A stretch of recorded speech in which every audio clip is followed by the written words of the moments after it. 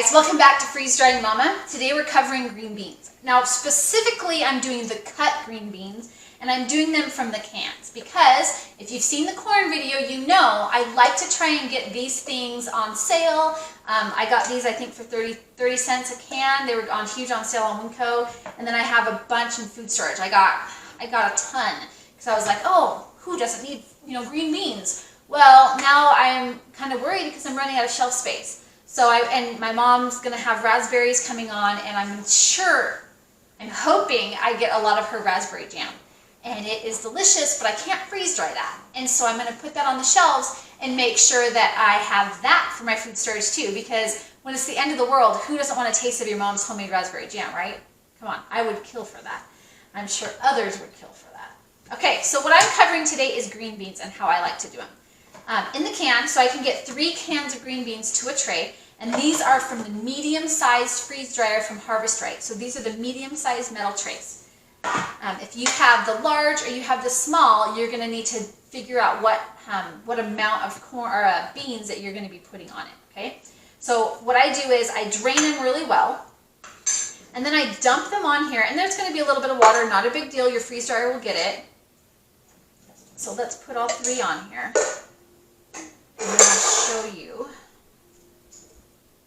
Okay. And you can tell that my kids are up today. We've got lots of stuff going on. I think one's upstairs playing the piano, and we've got other ones playing with the new cats, and just kind of in general being busy. Okay, so what I would do with this is generally I would say, like the corn, like when I did corn, I didn't salt and pepper it because I know that corn, I'm most likely going to put it into soups or something. Green beans are great because you don't have to put them into a soup. You can actually eat them. They're big enough to be eaten when they are freeze-dried and to eat them like a chip. Corn is a little bit harder. You can do it, but it's a little bit harder to do that with. So what I would recommend is that with the green beans, you salt and pepper them because they make a really great chip-like, cracker-like snack. So I'm going to just lightly pepper them, and you can do whatever flavor or seasoning that you want. It is green beans. So don't get too crazy. I don't know if you'd want to do habanero barbecue with them. And then I've got salt. I buy my salt in bulk, so I usually have it like this. And then this is just a simple, because the green beans are wet, the salt will stick to them. I was concerned about that my first time, thinking maybe the salt would come right off, but it stuck really nice. And my husband sat there and ate almost a whole tray of freeze-dried green beans. It was kind of weird. But it worked, so whatever. So you can hear me actually crunching this on and sprinkling it on really well.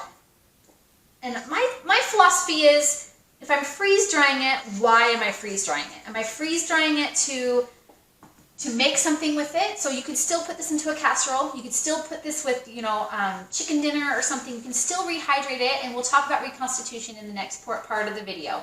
But why else could I be using it? Because if we're going to put it into a 72-hour kit, most likely we'll be on the run. 72-hour kits to go in your backpack, and then you can go, right? So you can get out or do whatever you need to do. If you're going hunting, you might not have access to water, to hot water, and you don't want to really have cold green beans. So I'm constantly trying to think, okay, how could we use this? So with green beans, if you salt them and pepper them and get them ready to go, they can be more like a cracker or a chip. And that's a great way to have a healthy snack or a healthy meal if you don't have the opportunity to actually make the meal. Okay, so I'm going to get the next one up, and then I'm going to put them in. I'm actually doing a mix for this load. I'm going to be doing corn and green beans. Hi guys, we're back. It's been about 31 hours, and these suckers are all done. You can, I don't know if you can hear it. Oh, those are good. They're nice and crunchy. They sound a lot like the corn, or they're kind of styrofoamy sounding. Oh my gosh, they're so good. I think that extra little bit of salt that I put on them really helped. You can see where the salt water collected on the tray, and that's okay. We don't care about that. What we care about is how the green beans look. And they all look really good. You can see the different color in the different brands, and I'll be trying those and tasting those. But as we're ready to bake them up, we want to make sure we bake them up and that we put on there that they're seasoned. That's what I put on my labels to make sure I know that they're salted. Not to really, they don't have to be cooked or seasoned. They can just be eaten. I can't stop eating these. Taylor, come try these. These turned out really good. Kind of sweet, really good. Rico, you want to try one? Come on, Spring. There you go. Thank you. Here, Rico. You guys taste that salt on there? Mmm. It's really good, huh? Good flavor. Yeah, it's good.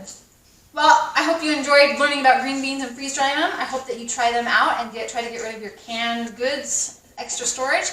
Go ahead and hit subscribe and follow Freeze Drying Mama for more of our fun freeze drying tips. Thanks, you guys.